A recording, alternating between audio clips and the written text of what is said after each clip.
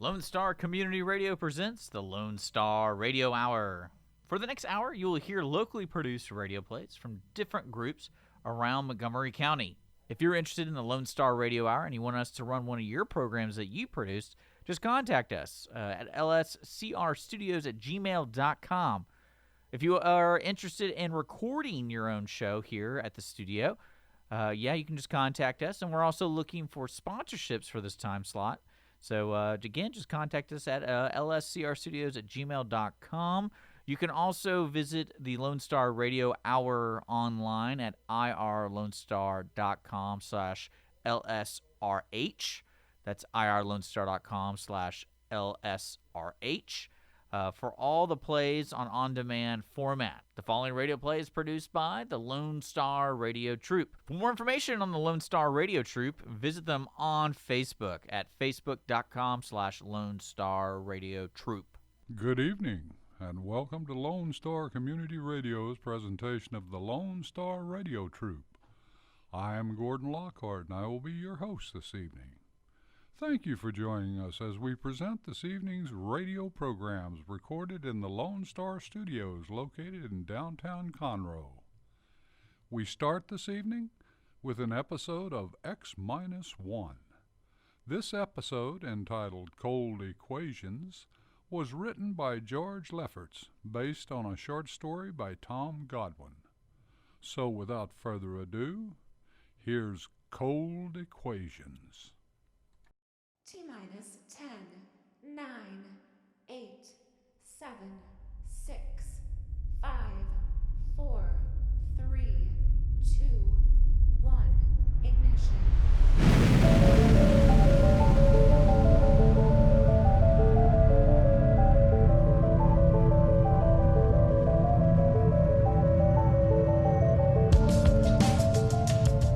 From the far horizons of the unknown come transcribed tales of new dimensions in time and space.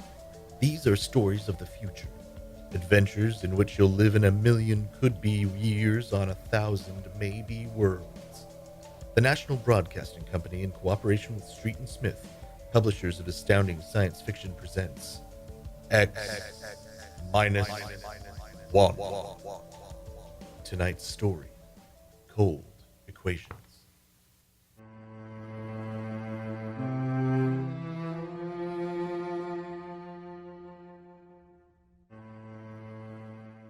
There is no margin of safety along the rim of a frontier.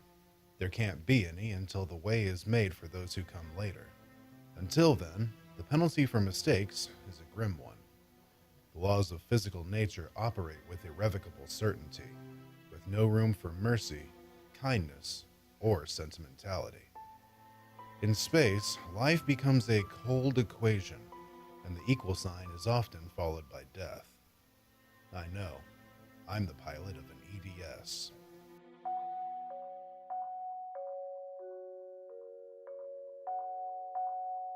Come in. You sent for me, Commander? Yes. Sit down, Barton. We just got an ED from the Territorial Space Station on Woden. Woden. That's in the Crab Nebula, isn't it? That's right. There are 2 exploration parties there on Manning's continent. 8 people each. Mm-hmm. They've got collar fever in one of them, and no serum. Oh. And I thought this was going to be a nice, quiet passenger run. Computers are working out your payload and your course right now. In exactly 10 minutes, we'll drop into normal space and launch your ship. I'll get her ready. One thing. What's that? Woden is at the maximum pay limit for an EDS. Figuring the weight of the serum will be able to give you just enough fuel to land on Manning's continent if you make it on the first pass. Otherwise, you'll burn out in midair. Mm-hmm. Standard procedure. Report to launch and control. Right. Good luck, Barton. Thanks. Oh, by the way. Yes? When can I expect to be picked up? We'll make a stop on the run back to Earth sometime next year. You'll be notified by radio. Okay. Sorry, we can't make it sooner. That's what happens when you sign on for EDS work. I'll see you next year, Commander.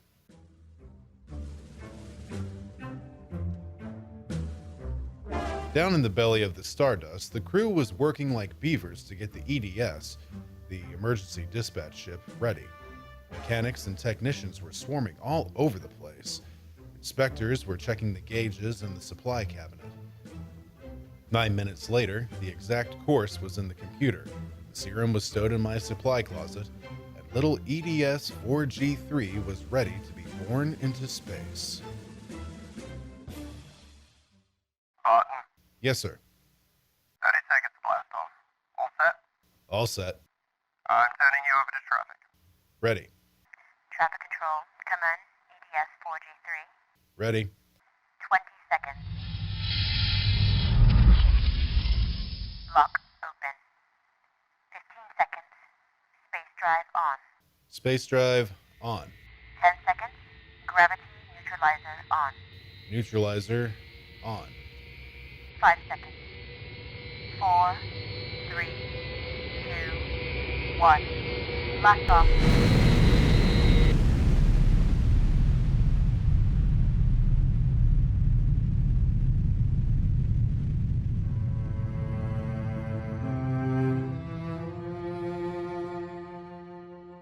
I don't remember how long it was afterwards that I first noticed something wrong. Maybe an hour, maybe 2. There was nothing to show it except the needle in the heat gauge. It was on 0 when we left the Stardust, and now I noticed that it had crept up toward the 30 mark. That meant something inside the ship was radiating heat. That something was in my supply closet, and it was alive. All right. Come out. Whoever or whatever you are, if you don't come out in 5 seconds, I'm gonna blast you. 1, 2. Hello, I'm Marilyn Lee Cross. What are you doing in here? I'm a stowaway. Oh, Well, my. what's the matter? Do I have to pay a fine or something? What are you doing here? I wanted to see my husband. Who's your husband? He's with the government survey crew on Woden. I haven't seen him since he left Earth 4 years ago. Okay, but what made you hide in my EDS? I have a job waiting for me on Mimir. But I heard you were going to Woden and there was plenty of room, so I hid. Oh, I knew I'd be breaking some kind of rule, but what's one little rule? What's one little rule? H amount of fuel will power an EDS with a mass of M safely to its destination. H amount of fuel will not power an EDS with a mass of M plus X safely to its destination. Well, how could she be expected to know? She was a civilian, 5'2", with brown curly hair and the faint sweet smell of perfume. She was 5'2", and she smelled like apple blossoms. And her name was X in an equation that would have to be balanced. Stardust, come in, EDS, come in. This is Barton, Emergency Dispatch Pilot 4G3. Go ahead. Give me Commander Delhart. What's the message, EDS? I have to consult Commander Delhart. The commander is busy. Listen, you little squirt, give me Commander Delhart. 1 moment, 4G3. Commander Delhart, emergency message from EDS 4G3. Mr. Delhart, what is it? At 0800 hours, I discovered a stowaway aboard my ship. A stowaway? Yes, sir. Well, have you notified ship's records? Not yet, sir. You know the regulations as well as I do. Of course I know the regulations. That's why I'm calling. Barton, what's going on? Sir, this is a young woman. Oh, She wanted to see your husband on Woden. She didn't know what she was doing. I see. I wondered, sir, maybe the cruiser could change course or something. I'm afraid not. We're hundreds of light years apart. We have a limited fuel supply ourselves, but... 900. Is there any chance? No. Okay, Skipper. Better get that information to ship's records. Okay. Barton, Skipper? I'm sorry. Yeah, sure.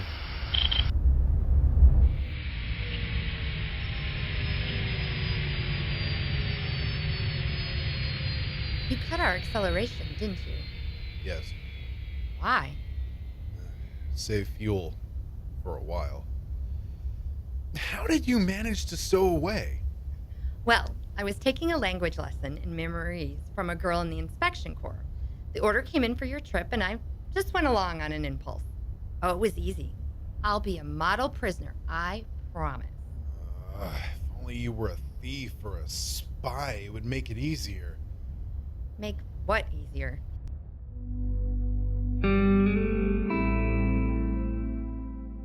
Why couldn't she have been somebody with some ulterior motive? A fugitive hoping to lose himself in a raw new world. A crackpot with a mission. Why did she have to be a beautiful, kind, trusting woman? Stardust. Barton, EDS 4G3. Go ahead, 4G3. Identify stowaway. Give me your identification disc, Miss Cross. Here? Why? It's for ship's records. Identification number T8374. 1 moment. This is for the gray card, correct? Yes. I'll I'll tell you later. Well, that's highly And irregular. then we'll do it in a highly irregular manner. The subject is a young woman. She's listening to everything that's said. Are you capable of understanding that? Oh. Go ahead, 4G3. Number T8374-Y54. Cross, Marilyn Lee. Female. Married. Born July 7th, 2160. Good Lord, you're only a child. 5 feet 2 inches. 110 pounds. Hair brown. Eyes blue. Complexion light. Blood type O. Original destination Port City, Mimir. Listen, I'll call you back later. Look, Miss. Marilyn? Look, Marilyn. You don't know what you got yourself into. It's like this. This ship is carrying Kala fever serum to the survey group on Woden. Yes? Their supply was wrecked in a tornado. The fever is always fatal, unless the serum is given in the first 48 hours. Now, these little ships have exactly enough fuel to reach their destination. If you stay aboard her, your added weight will cause it to use up all its fuel before it can land. Oh, what happens then? We crash. You die, I die, and 6 fever victims on Woden die. Can't they send out another ship to meet us? There are no ships to send. Well, Oh, no, you couldn't do that. That's how it has But to that's be. crazy. I haven't done anything. I haven't hurt anybody. I'm sorry. I should have told you before, but I wanted to You make mean sure there it? was You're no other gonna way. make me leave this ship. That's how it is. But I'll die. I'll explode. I'll be like those horrible pictures Try of... to understand. I do understand. You're going to kill me, and I didn't do I know anything. you didn't. I know you didn't. That has nothing to do with it. It has everything to do with it. Nobody just dies like that for no reason. Oh, listen. Maybe there are other cruisers you don't know about. Maybe the radio. Maybe Now listen to me. It's different here. Different from anything you've ever known. On Woden, there are 16 people, 16 humans on an entire world. They're fighting an alien environment. The environment fights back. You can only make a mistake once. And I made a mistake. Yes, There's no hope of... absolutely none. You'll have to be put out of the ship.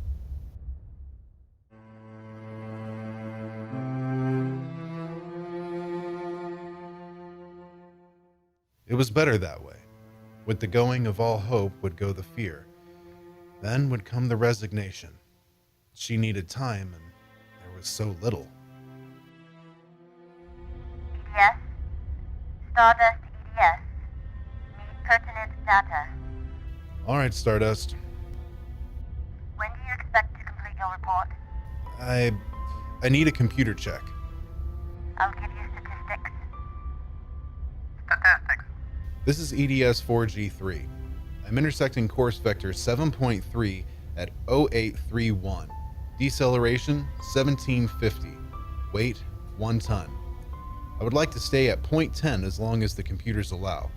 Will you give them the question? Copy. I'll call you back. We wouldn't have long to wait.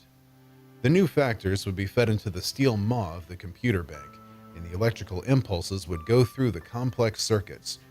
Here and there, a relay would click, a tiny cog turn over, but it would be the current, formless, mindless, invisible, which would determine with utter precision how long the pale young girl beside me would live.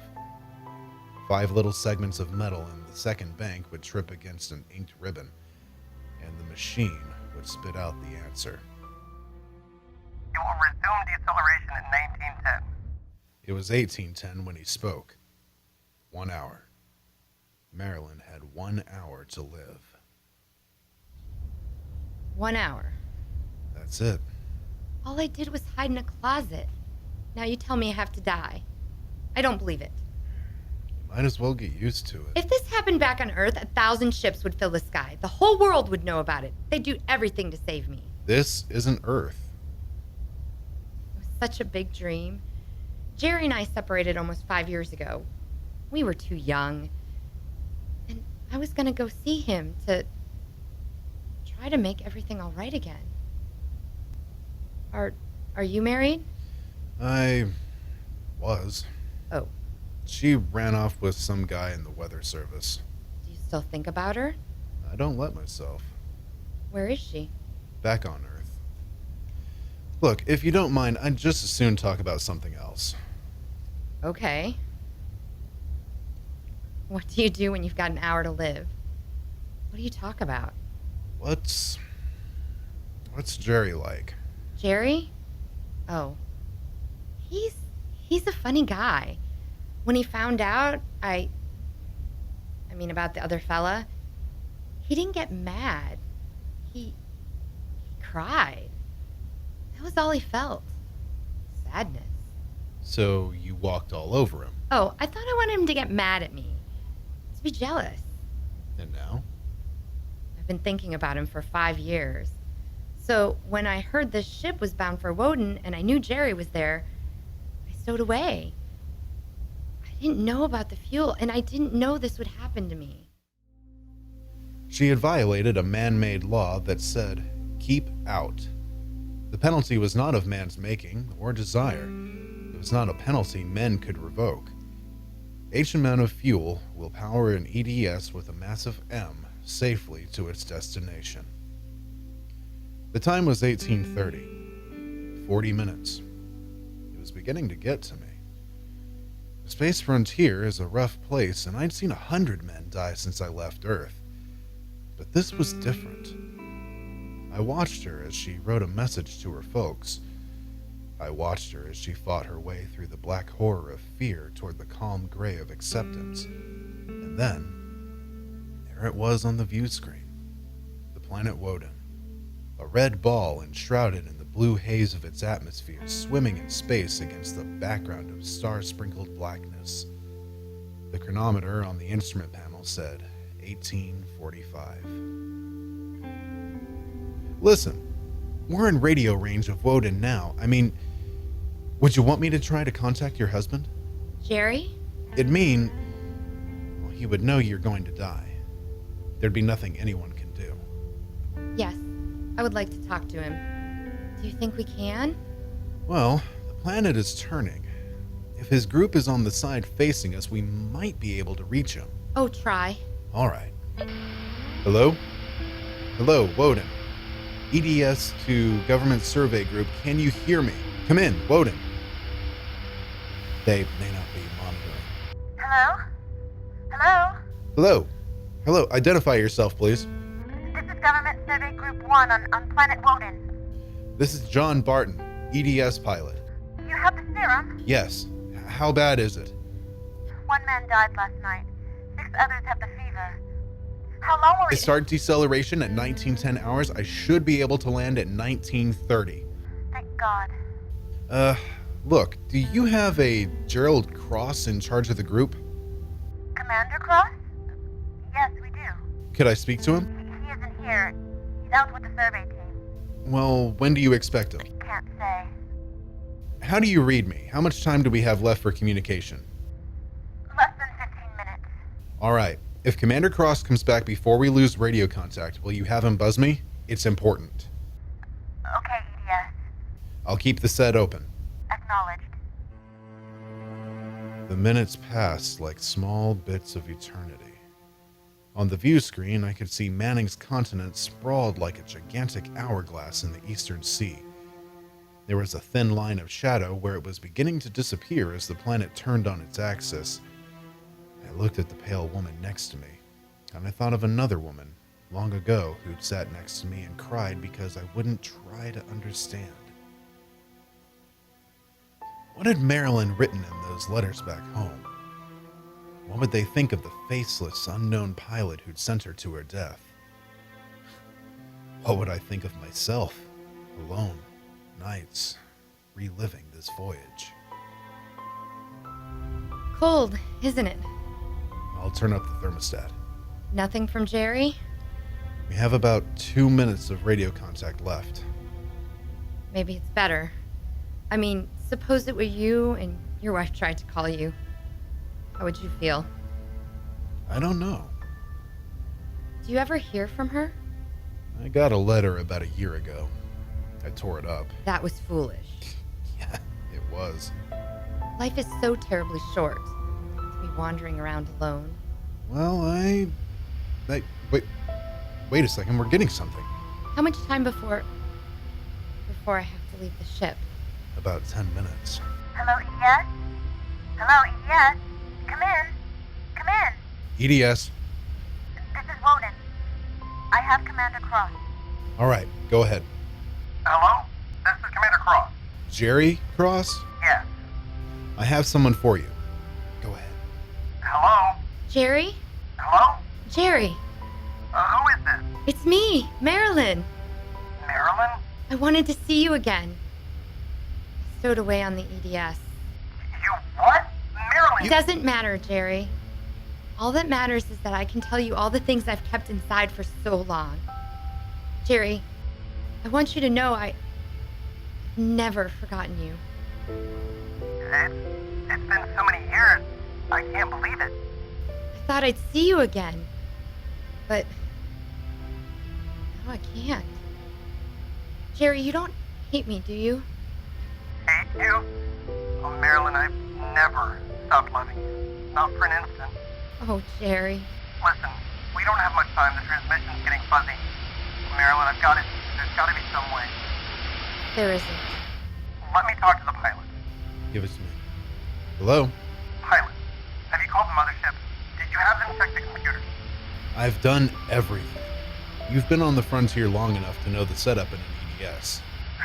God, there must be something, some way. Do you think I'd let this happen if I wasn't sure? He tried to help me, Jerry. He tried. And it really doesn't matter. I'm not frightened anymore. Not now. But how did you get here? I just don't understand. Well, I was going to Mimir to take a job, thought. And now I realize I was just going because I'd be closer to where you were. Oh, Jerry, all this time. Marilyn, let me tell you something. I've always known that you'd come back to me. I've known it every minute. You're what's kept me alive. I want you to hold that in your mind. Jerry, I can't hear you. We haven't much time. We're losing radio. Jerry? Don't cry, darling. Just know how I feel. I do. It's fading. There are so many things to say. Jerry, you can still hear me. Maybe I'll come to see you again. Maybe I'll come to you in your dreams or be the touch of a breeze. Or one of those golden-winged little birds singing my silly head off. Maybe I'll be nothing you can see or hear, but you'll know I'm there. Think of me like that, Jerry. Goodbye. Goodbye, my... She sat motionless in the hush that followed, and then she looked at me. Now? Now. I pulled down the black lever and the inner door of the lock slid open. She walked with her head up and the brown curls brushing her shoulders. I let her do it alone. She stepped into the lock and turned to face me. I could see the pulse in her throat. I'm ready.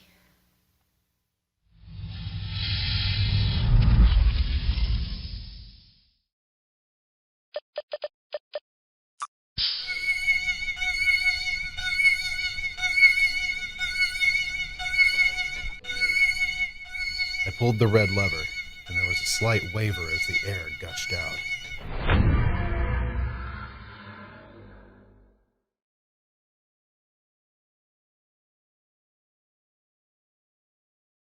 I thought I sensed a bump, as if something had bumped the outer door. And then, there was nothing. The white hand of the closet temperature control was back at 0. A cold equation had been balanced, and I was alone in the ship.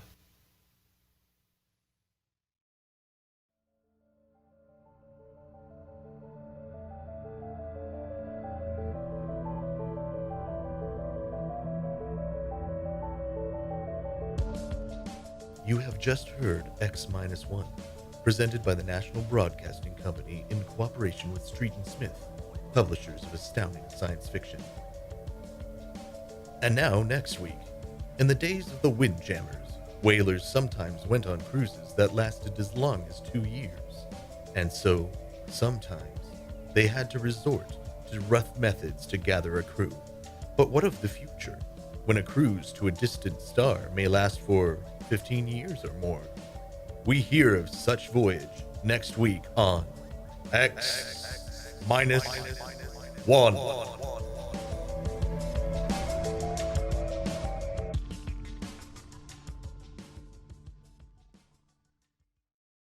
Thanks for listening to Lone Star Radio Hour here on Lone Star Community Radio. Don't forget, the Lone Star Radio Hour airs every Sunday at 7 p.m.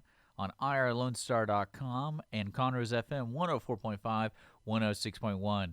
If you want to join and be part of the Lone Star Radio Hour with your own radio play, contact us today at lscrstudios at gmail.com. We are also looking for support for this time slot, so if you're interested in sponsoring this time slot, contact us again at lscrstudios at gmail.com. And don't forget, this radio play was produced by the Lone Star Radio Troupe. For more information on the Lone Star Radio Troupe, visit them online at facebook.com/Lone Star Radio Troupe.